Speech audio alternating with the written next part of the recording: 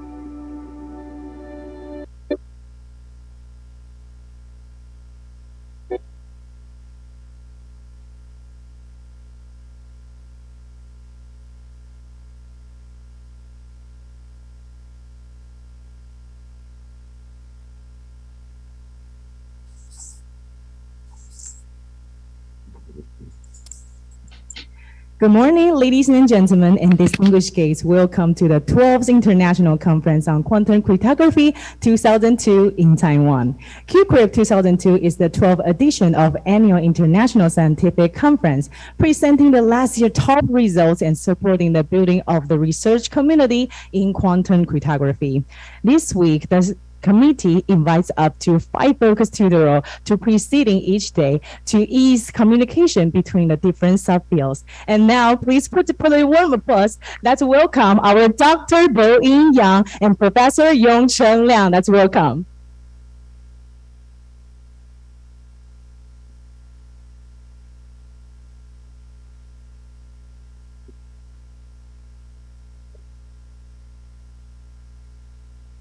Right, a very warm welcome to all participants worldwide from domestics as well as abroad. So very good morning, good afternoon, good evening to all of you. So I'm one of the organizers of QCrypt 2022. I'm Yong Chen Liang from National Cheng Kung University, Department of Physics. So in addition to myself, there's Bo Yin Yang standing next to me, who is also an organizer of this this conference. And of course, there's also Kai Min Chong, whom I guess most of you would know, organizing this conference as well. So I guess let me just start by briefly explaining the program that we have. So this is a 4.5-day conference. And with the help of the program committee, we have actually selected about 33 contributor talks. Some of these you could already find the talks, the full version of the talks pre-recorded at YouTube. Okay, and at the same time during the period of the conference, you would find online live short talks that will be delivered by the contributors themselves. So in addition to that, we have also 2 online poster sessions. And in addition to that, 1 on-site poster sessions to be held during the conference. Okay, so there are approximately 140 posters, and in contrast to the previous edition of the conference, we also have the possibility to see the pre-recorded videos by some of these posters presenters. So you can also find that at the QCrypt YouTube channel. Okay. So besides these contributions, we also have invited talks. So there will be 4+3 invited talks. Okay. So the +3 comes from the fact that there are 3 talks dedicated specifically to device independent QKD, and that is going to be held on day 2. Okay, if I'm not mistaken. So besides these invited talks, there are also something that's at a more pedagogical level. So that is the tutorials. So there are 4 tutorials which will take place every day from day 1 to day 4, except day 3. Okay. And there's also an industry sessions where we will have 11 panelists, and this is going to take place on day 3 morning, the Asian time zone. Okay. And finally, there's also the business meeting that's going to take place on day 3, okay, in the evening of the Asian time zone, and at the same time, of course, the morning time zone in the States, right?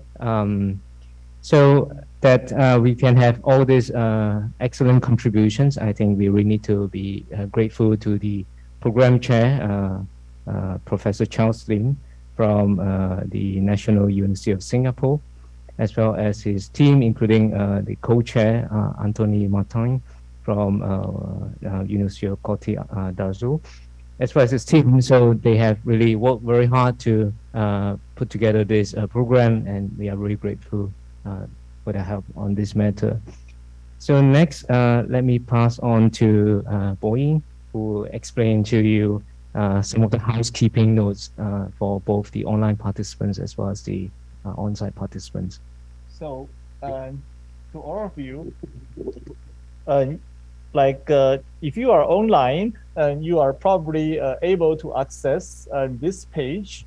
And the most important parts are the discussion lounge and the poster session, the exhibition portion, and the live session, which is marked conference room.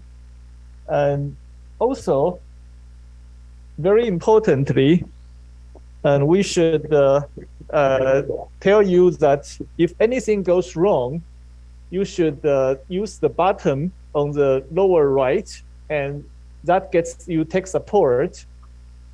Or you could use chat.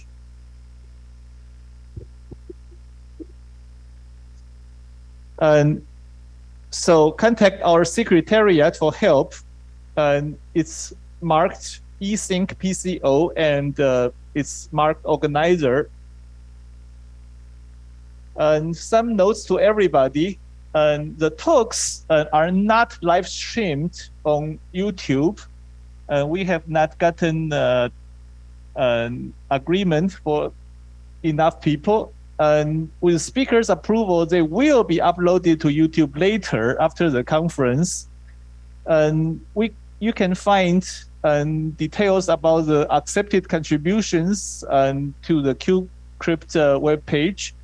And important, if you participate, you are abiding by the code of contact, which can be found on the QCrypt webpage.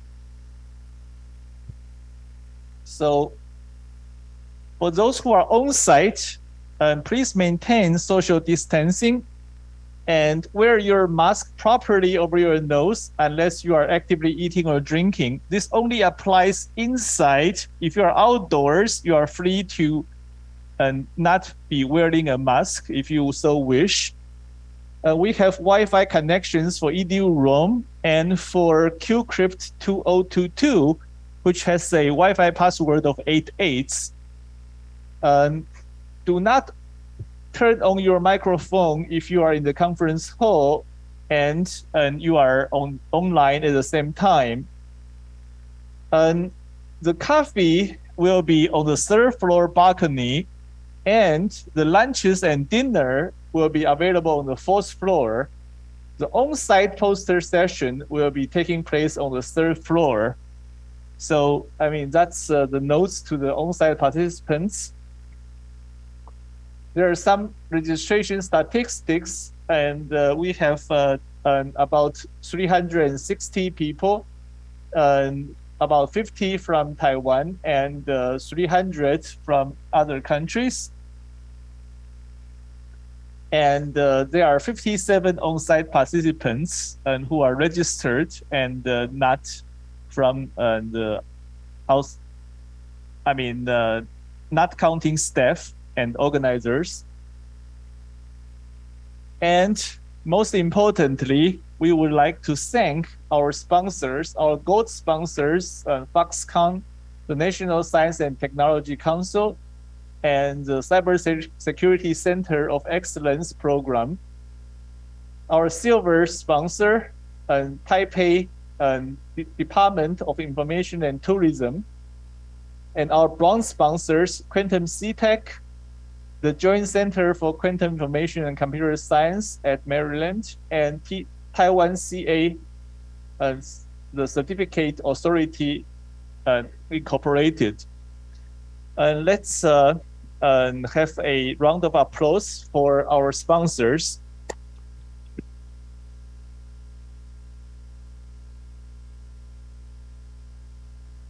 Okay, I think that's pretty much it. And we have an excellent program coming on. So if you find any problem on site, and talk to one of our staff who's wearing a badge marked staff, or one of the organizers, and we'll be happy to answer. Thank you very much, and I hope you enjoy our program. Please give a warm applause to our local organizer. Thanks to our Dr. Bo Yin Yang and Professor Yongchen Liang. The first section of the section chair is the Dr. Gorgon Ologic. Please give a warm applause and let's welcome.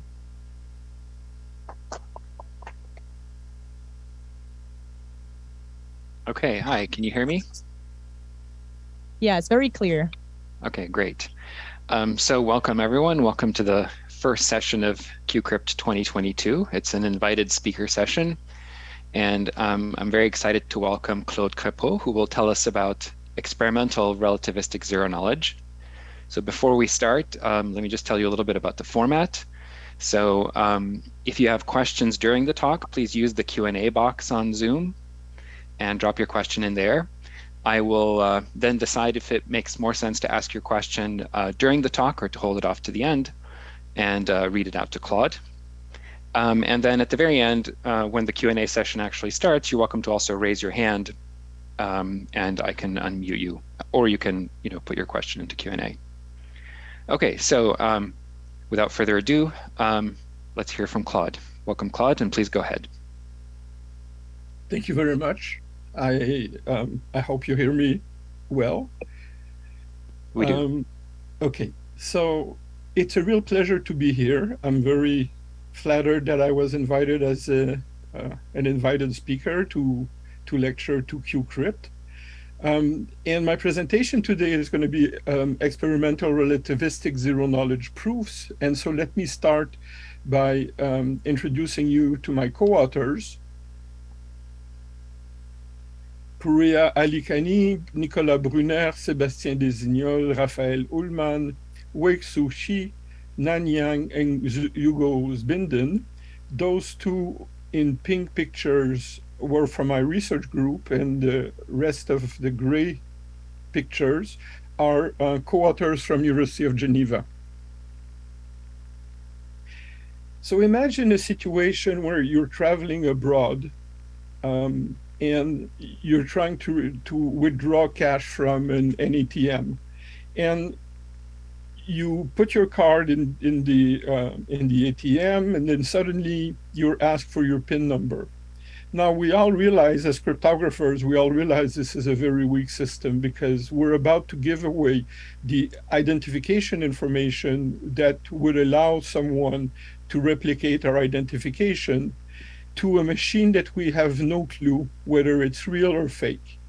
So if you interact with a machine that you have never seen before, you have no reason to trust whoever owns the machine You actually know nothing about that.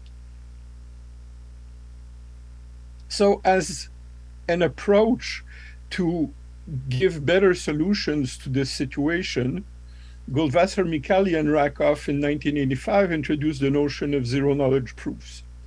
Zero-knowledge proofs are mechanism for a prover here on the left to demonstrate to a verifier here on the right the membership of a string W to a language L.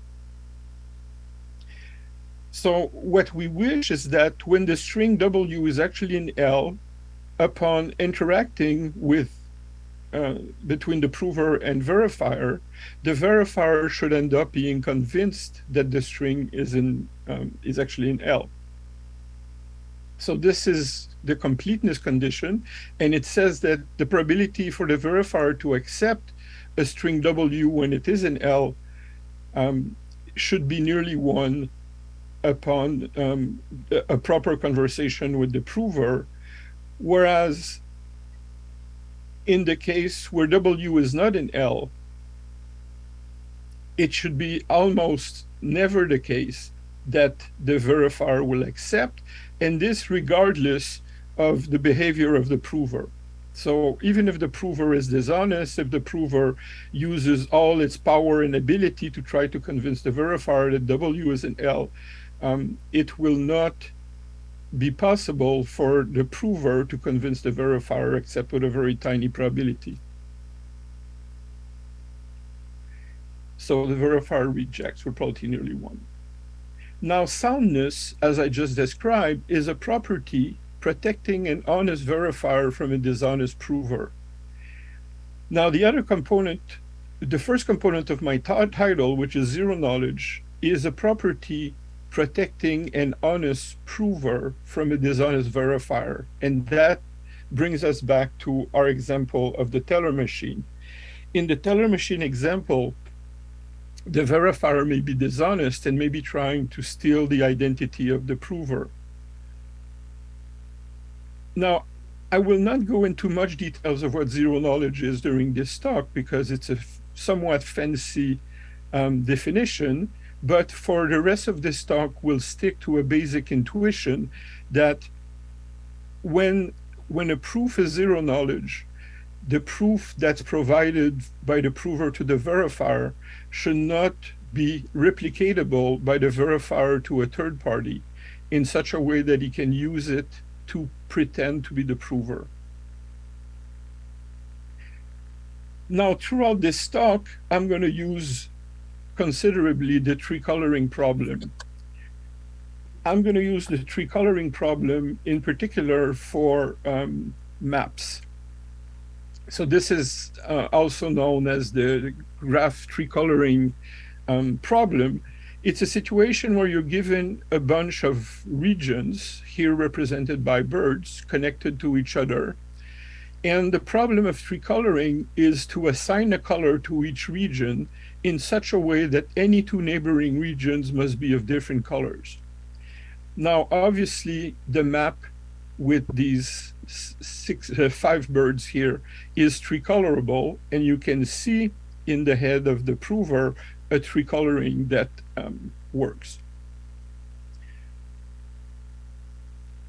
Now, indeed, the problem I'm describing is a graph problem, and in general, we consider the problem of tree coloring of graphs, but for the rest of this talk, to keep it simpler, I'm going to keep it with maps, which is more visual. Also, in an example of an actual demonstration of identity, we would use a much larger graph map, something like this. And in order to demonstrate his identity, the prover would have to demonstrate knowledge of a tree coloring of this map. So you can imagine that in a zero knowledge system, every user has a public map that's associated to his identity, and the prover demonstrates that he is the person with this identity by showing in zero knowledge that the map is tree colorable, and moreover that he knows a tree coloring. But for the rest of the talk, I'm going to stick to this small example so that we can see what's going on. Now, a very simple way of achieving completeness and soundness is for the prover just to provide the coloring to the verifier. Now, if the verifier obtains such a coloring, then it's very easy for the verifier to check that the coloring actually satisfies the tricolorability constraint, meaning that any two neighbors, any two regions that are touching each other must be of different colors. Now, if we did that, then it would be trivial for the intermediate region. Can I request that you turn your mics off? Thank you.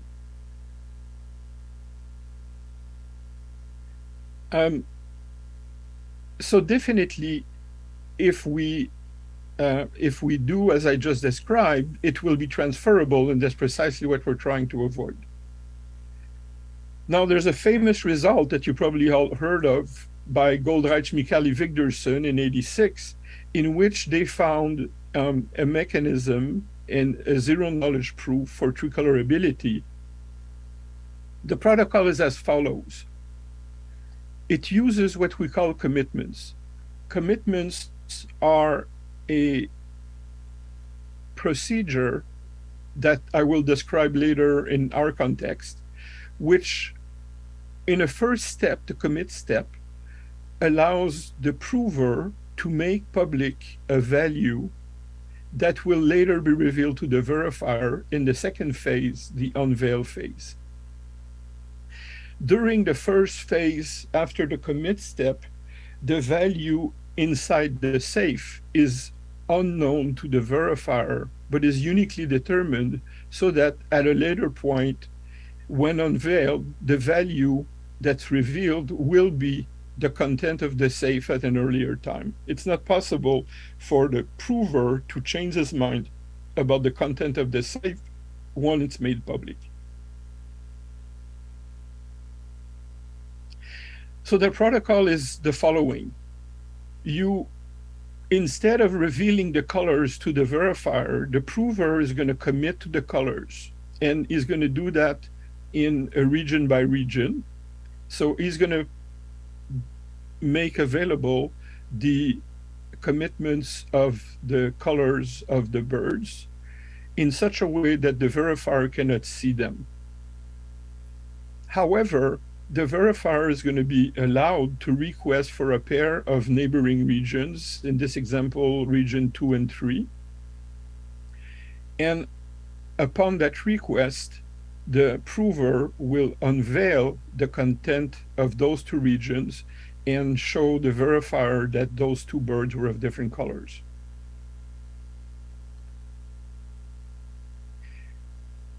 Now, however, if we want to get a satisfying soundness, we're going to have to repeat this protocol many times so that we can detect that the prover, if the prover doesn't know a tree coloring of the map, we want to be able to detect that.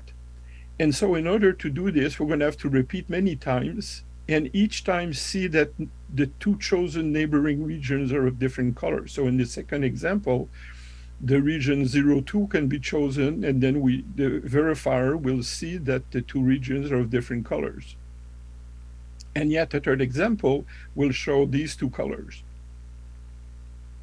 Now, if we keep repeating like that, ultimately the verifier will obtain the colors of all the graph and will be able to repeat that to a third party, which is precisely what we're trying to avoid. So they introduced an extra trick to make sure that what is seen by the verifier cannot be used with a third party. The trick is to use randomization of the colors. So instead of reusing the same coloring each time, the coloring is replaced each time by a random one. It's random in the sense that the three colors, blue, yellow, red, are randomly reassigned. So in this example, we're going to reassign blue is going to be yellow, yellow is going to be red, and red is going to be blue, so that instead of using the original coloring, this randomized coloring is used instead. It's all recommitted to the verifier, and then the verifier can choose a pair of neighboring regions, as in the previous example. And so in this case, you would see blue and yellow instead of red and blue, as in the original. And so if you re-randomize each time before you commit and unveil, then what the verifier is going to see is just a bunch of colors that are pairwise distinct when you look at two neighboring regions, but there's no accumulation of information because of the randomization. The randomization is such that what the verifier will actually see are repeatedly just two random colors assigned to two neighboring birds. Even if you ask for the same birds many times in a row, you would see the same two birds with all possible pairs of colors appearing on them. Now, this is not transferable, and in particular, it's not transferable even if the verifier is dishonest. Now, the property of zero knowledge is somewhat more involved in not being transferable, but for the rest of this talk, I'll just stick with non-transferability as a notion of zero knowledge, and I'm sure you can all go to the literature to find out more about zero knowledge. But in order to implement the protocol of GMW, how do you implement commitments? And traditionally, in the single prover, single verifier model, this has been done using computational assumptions. And that's precisely what this talk is trying to avoid. We're trying to avoid using computational assumptions. We would like to get commitments that are perfectly hiding, meaning that the content of the safe is completely unavailable to the receiver, to the verifier, and the value inside the safe is uniquely determined throughout the protocol so that the prover cannot change his mind and have more than one value possibly opened in the unveil phase. Now, in a setup where the prover and the verifier are arbitrarily powerful computationally, it's long known that achieving commitments is impossible. And it's an information theoretical argument if the content of the safe is perfectly hidden from the verifier, then somehow it must be that the value is not uniquely defined and that the prover can change his mind. And if the prover cannot change his mind, then there must be a way for the verifier to tell what the unique value is. So this is sort of a short proof structure for how one proves that these two properties cannot be satisfied at once. So because of this fact, the idea of multi-prover interactive proofs was later brought in. This was by Benor, Goldwasser, Killian, and Vigderson, who introduced the idea of having more than one prover. So the provers at the bottom here are allowed to prepare for questioning about the string W, and the verifier is going to talk to both of them and quiz them about facts regarding W that should convince him or not that W belongs to a certain language. So we're going to request a completeness property, just like in the single prover case. And what we request is that upon interacting with the two provers regarding string W, we wish that the verifier will accept that W is in the language with probability nearly 1. Of course, when W is actually in the language. And for soundness, we wish that whatever the provers do whatever strategy they agree on, whatever randomness they may share, and whatever discussions they have with the prover, with the verifier regarding string W, they should not be able to get him to accept the string W as a member of the language. So we wish that the probability after interacting with potentially dishonest provers of accepting the string is very small. That's, of course, when W is not in language. However, this is under the special condition that the two provers cannot talk to each other. Now, what does it mean, and what did the authors mean when they said that the provers cannot talk to each other? Now, one candidate answer to this question was given by Killian a couple years after they introduced the notion.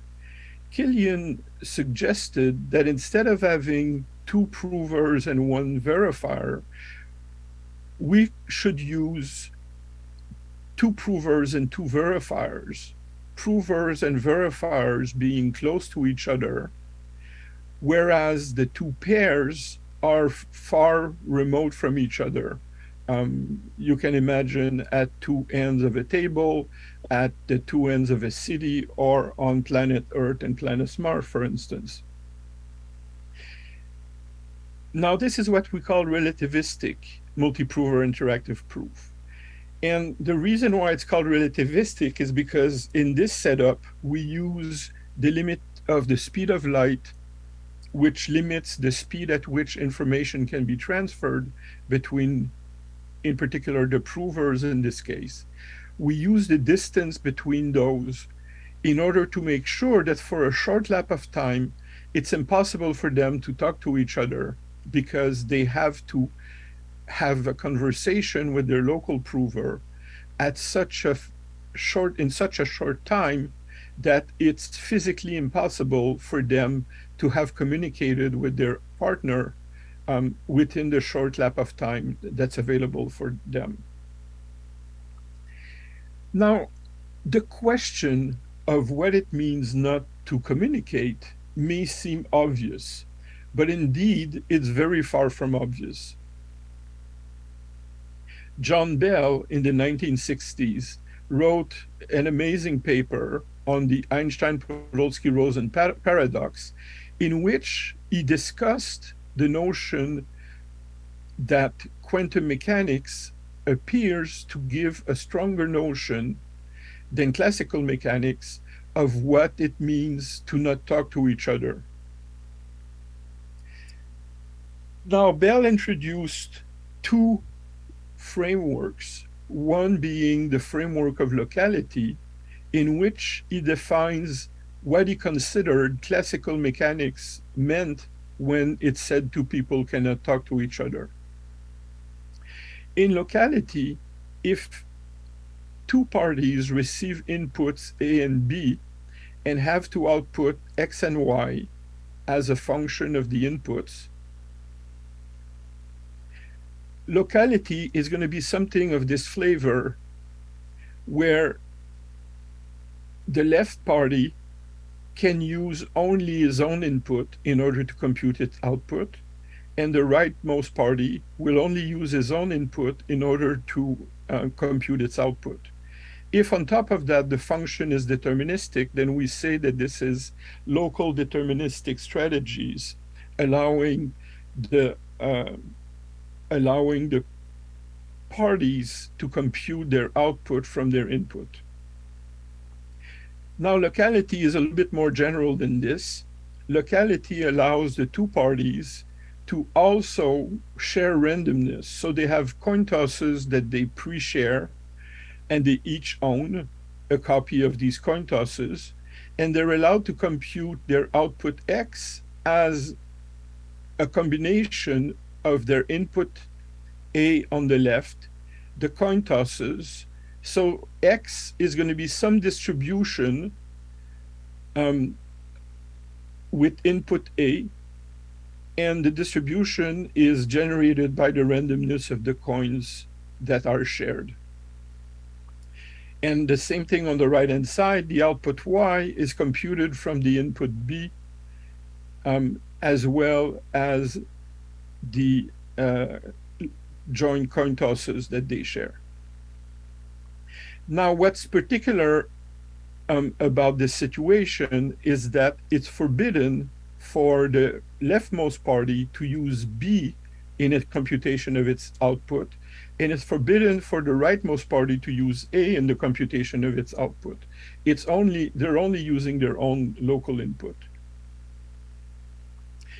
Now, in the time before John Bell, it was commonly agreed upon among physicists that the notion of not talking to each other corresponded to this model. Now, what Bell realized is that the notion of quantum entanglement introduced by Einstein-Podolsky-Rosen has this property that it allows to achieve correlations XY given AB that are not possible using local correlations only. Now, without going into details, the quantum non-local correlations are obtained by sharing a quantum state psi and using POVMs on each side in order to produce the output from the input. Now, what Bell realized is that what he called local hidden variable models, which is the blue circle, correspond to those correlations that are possible using the first local model. Now, this is a very tiny subset of all possible correlations, which we obtain by signaling. So if you allow the two parties to communicate or signal to each other, then any possible correlation can be achieved by them. Now, what Bell realized is that quantum non-locality is going to be a little bit bigger than local hidden variable correlations, but is still not achieving signaling. So it remains impossible for people to signal using quantum non-locality. Now, in modern days, we realize that it's possible to extend these notions. We can extend the notion of signaling to the notion of left signaling and right signaling, which are subclasses of the general signaling correlations. The left signaling correlations can only signal from left to right, and the right signaling correlations can only signal from right to left. Now, at the exact intersection of these two classes lays what we now call the no signaling correlations. The no signaling correlations is a generalization of quantum non-locality. It's the set of all correlations that do not have enough power to communicate. You cannot use these correlations to send information from one side to the other, yet this is all the possible correlations with this property. Now, it's known today that this set of correlations contain more than quantum non-locality. So an example of an element in the no signaling subset is the PR box for Popescu-Roerlich, which was introduced as an example, as an extreme example that cannot be achieved by quantum non-locality, and which has a remarkable property that anything in two-party no signaling can be achieved from using repeatedly this box and local operations. Now, the bottom line of this section is that when we analyze interactive proofs, and in the multi-prover case, we have to say precisely what is the model that the provers can have access to. Can they use local hidden variable? Can they use quantum non-locality, or can they use no signaling? Now, as a good paranoid cryptographer, I would like to make the weakest assumption. I would like to make an assumption that the provers can use any no signaling strategy, even if we don't know how to physically achieve them, because we have a physical model for local hidden variable and for quantum non-locality, but we do not have any physical operation that allows to do no signaling correlations outside of quantum non-locality as yet. So we don't know that for now, but to be on the safe side, we would like to do the non-local case, the no signaling case for the provers. However, at this point in time, we absolutely know not a single one zero knowledge protocol that resists to no signaling provers. And that will be one of my open questions at the end of the talk. Can we design some zero knowledge interactive proofs with multi-prover that resist no signaling in general, even if we don't know how to do no signaling in our physical reality? So let me go back to the problem that I started in the beginning. I want to go back and tell you about our protocol. And so we're going to consider the protocol of Goldreich, Micali, Wigderson in the context of Benor, Goldwasser, Killian, and Wigderson, which is in the context of multi-provers. So the protocol of GMW is to commit to every color of the map, and then to unveil two of them. Now, if we follow these guidelines, do we get a quantum sound solution? If we apply directly the GMW protocol in the context of the original paper we introduced multi-prover? And unfortunately, the answer is no. It's not going to be quantum sound because the described protocol is not known to resist quantum adversaries. It's not known to resist to quantum provers that use entanglement in their proofs in order to correlate their answers in the proofs. Now, on top of that, is this protocol practical? And I would like to argue that such a protocol is not really practical. It's not practical for a reason that I will explain in a few minutes, using a second example, which is a recent protocol of Chailloux and Leverrier. So in 2017, Chailloux and Leverrier introduced an alternate protocol, again used on commitments, but instead of using tricolorability, they use the problem of Hamiltonian cycles. And because of the special structure of Hamiltonian cycle, they were able to demonstrate that their protocol, using similar commitments to the previous situation, have the property of being quantum sound. And this is a remarkable result. However, it's still not very practical. And let me explain in details a little bit more why it's not so practical. You see, the problem is, if you locate the prover-verifier pairs at a certain distance from each other, and you do the commitment of all the edges of the graph in their case, it's going to take a certain amount of time for the commitments to happen here on the left. And on the right, when you want to unveil, you have to make sure that the unveiling starts after the commitment has been done on the left. And so this diagonal means that fact.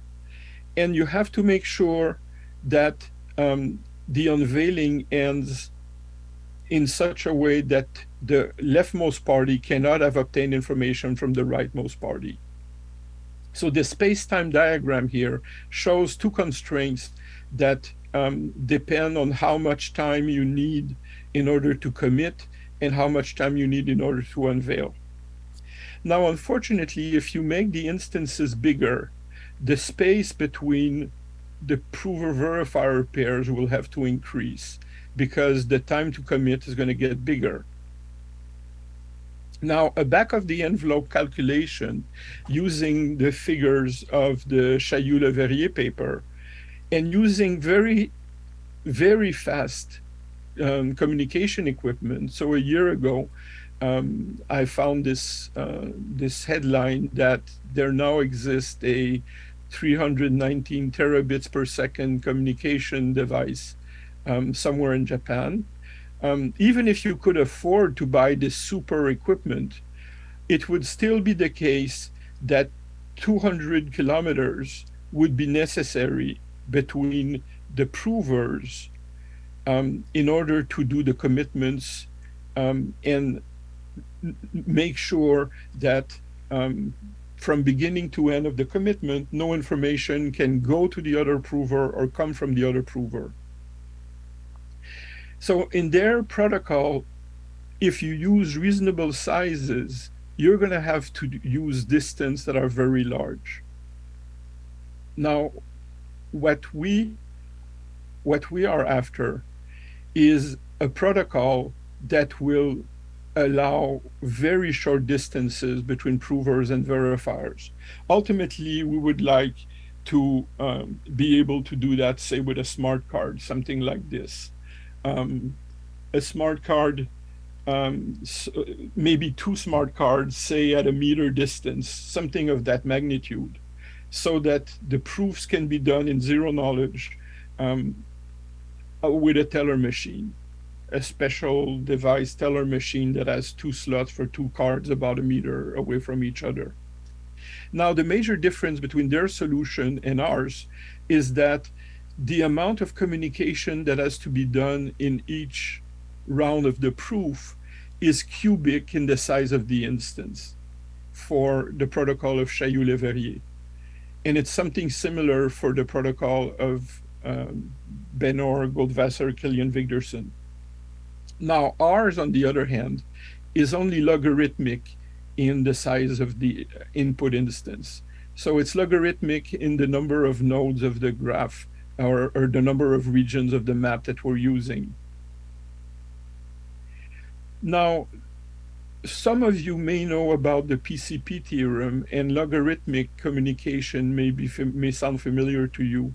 Now, there's a paper by Dwork, Feige, Killian, Nauer, and Safra, which uses the PCP theorem to achieve something similar to what we're doing.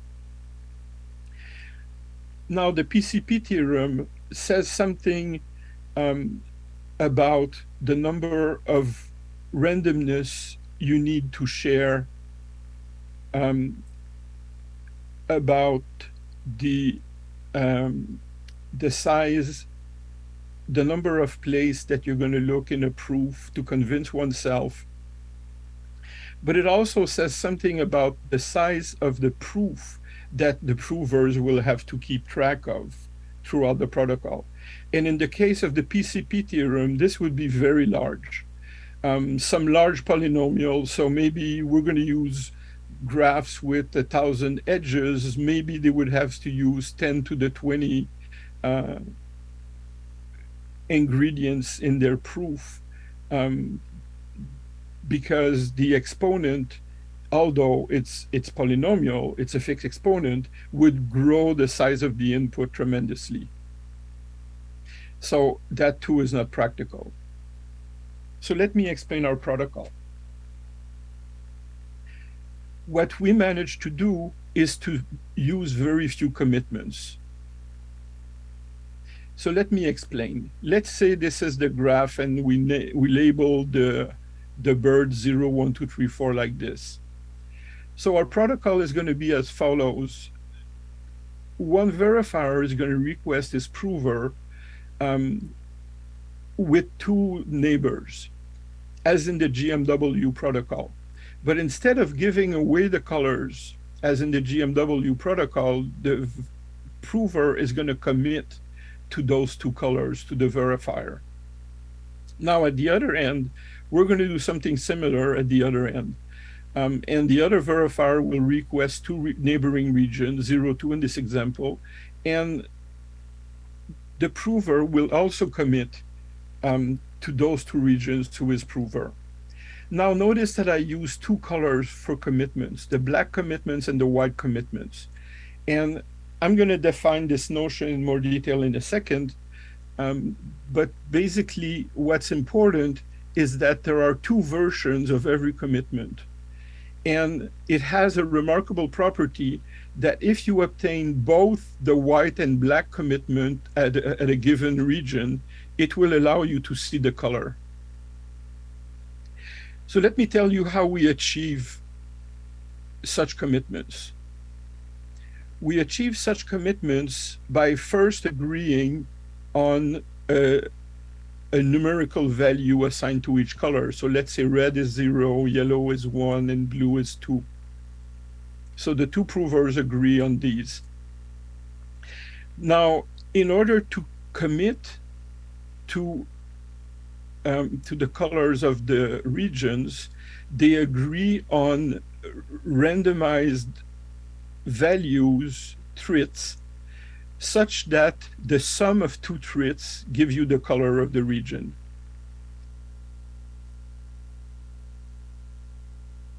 Now, we use what we call the unveil via commit principle. The unveil via commit principle is that if you obtain both a black commitment and a white commitment of the same region, then you're able to obtain the color. So let me tell you precisely what the protocol is. One verifier asks its prover for the labels of two regions. It identifies two regions and it uses bit B to specify if he wants a black or a white commitment. And the prover responds with the two labels corresponding to these two regions. And so these corresponds to the commitment in black or white of that region. And we do something similar with the other pair of prover, with an I prime, J prime that's chosen in some way related to I and J, and B prime, which is chosen randomly. Now, two cases can occur here. If the two B and B prime are the same, and if there's a common node K to both positions, to both provers, then it should be that they answer the same. The two provers are expected to use a common table, and if they have a common table, they will respond with the same answer. Now, on the other end, if we ask with distinct Bs, then we are able to actually see the color. So the protocol will alternate between cases like this one, where we're just going to check that if you ask the same commitments for the same node with the same color, that you get the same answer. This is consistency check. Or situation where we're going to be able to obtain two regions with both black and white commitments, and from this obtain the colors of the two regions. Now, for soundness, we have that, of course, for honest provers, this is giving us exactly what we're after. For dishonest provers, they can use arbitrary tables. They don't even have to use the same table, and they don't even have to use a table that's assigning a labeling to each node, but it can be done for each pair. Now, what's important is that we were able to demonstrate that the soundness error is going to be something like 1 minus 1 over a constant times the number of edges of the graph. And if you repeat a number of iterations, which is something like 5 times the number of edge times a constant k, then the soundness error becomes exponentially small in this case. As for the zero knowledge part, we refer back to the GMW protocol, and we show that depending on how the dishonest verifiers choose the edges, they will either see the color of two neighboring regions, the color of a single region, or the color of zero region. So let me say a little bit about our experimental setup. Our experimental setup was constructed at the back of the physics department at Geneva University. It involves FPGAs for the provers and verifiers and PC to manage communication between the two verifiers. The two verifiers use an optical link of about 60 meters to synchronize their questions appropriately. And at a distance of 60 meters, we were able to achieve a demonstration of the protocol.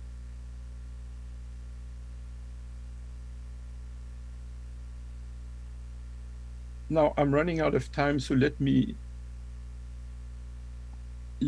move on a little bit further. So what we were able to demonstrate is that at a distance of 60 meters, we were able to implement the protocol with two local prover verifier pairs, and it ran for about 1 second. So in 1 second, we were able to repeat the protocol enough times so that we achieved a very small 2 to the minus 128 security level, and this using graphs of 588 nodes and 1,097 edges. So this is an eloquent demonstration that it is feasible. Now, this demonstration was done using off-the-shelf equipment, and this off-the-shelf equipment was enough to achieve 60 meters, and we have back-of-the-envelope calculations showing that with special tailored pieces of equipment, we could bring this same protocol to about a scale of a meter. And so it's actually feasible to do these zero-knowledge proofs on such short distances if you use the right protocols. Let me jump to my conclusions.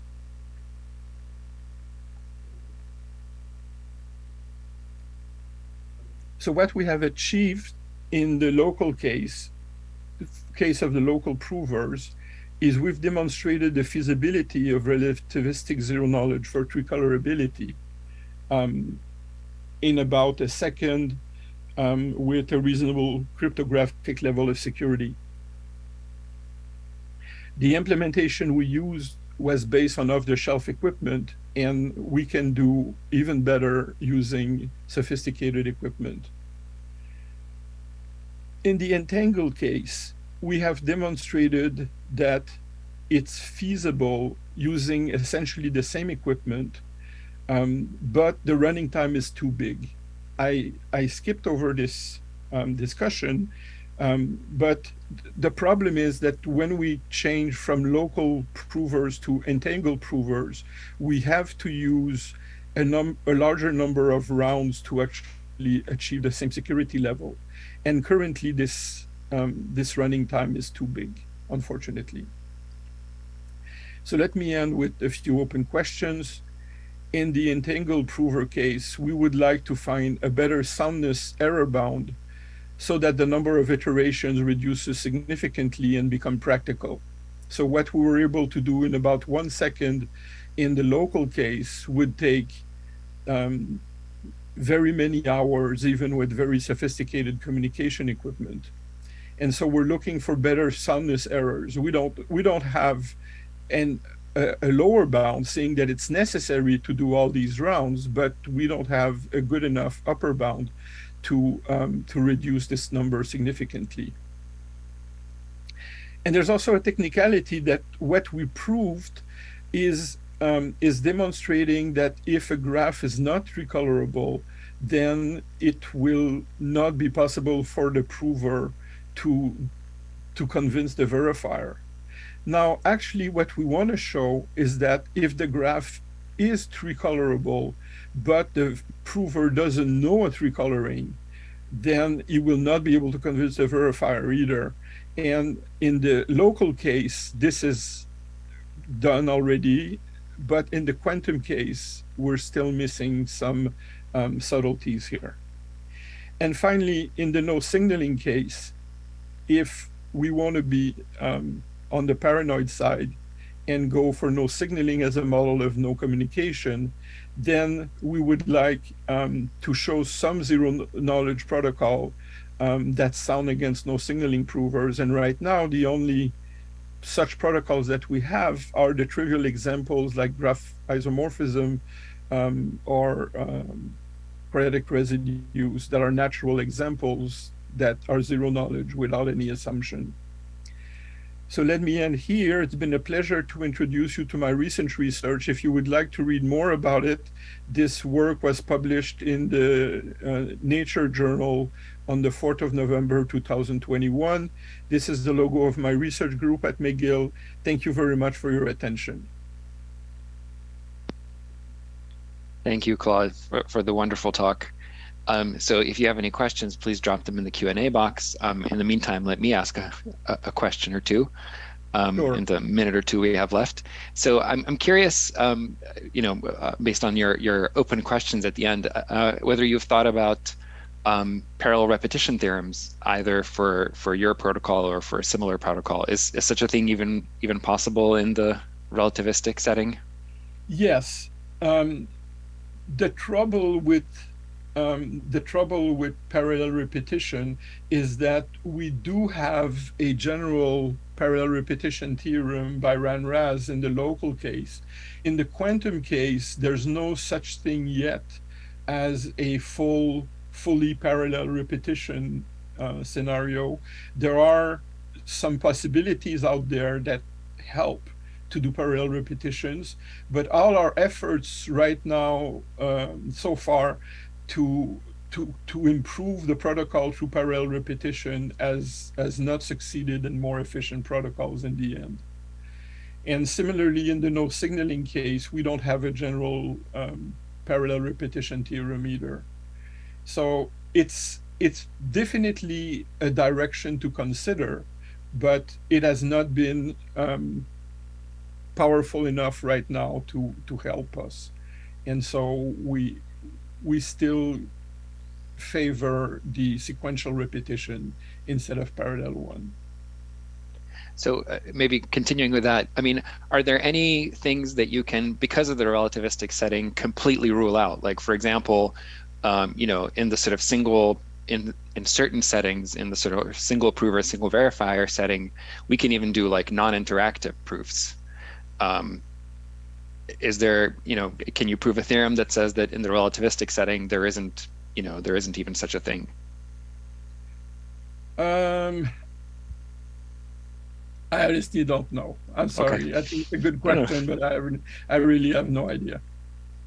Okay, great. We're really out of time now, so please, everyone, join me in thanking Claude in whatever way you can, and thanks again, Claude, for a wonderful talk. Thank you very much. It's been a great pleasure. Looking forward to seeing you at some other occasion. Thanks to the Dr. Jorgen leading, and thanks to the Dr. Claude's remarkable speech. And now we have a 15 minutes coffee break. Please take a break and join the networking in the discussion lounge on the Events X. Please come back at 11 o'clock Taipei time to participate in the second section of the conference. Thank you.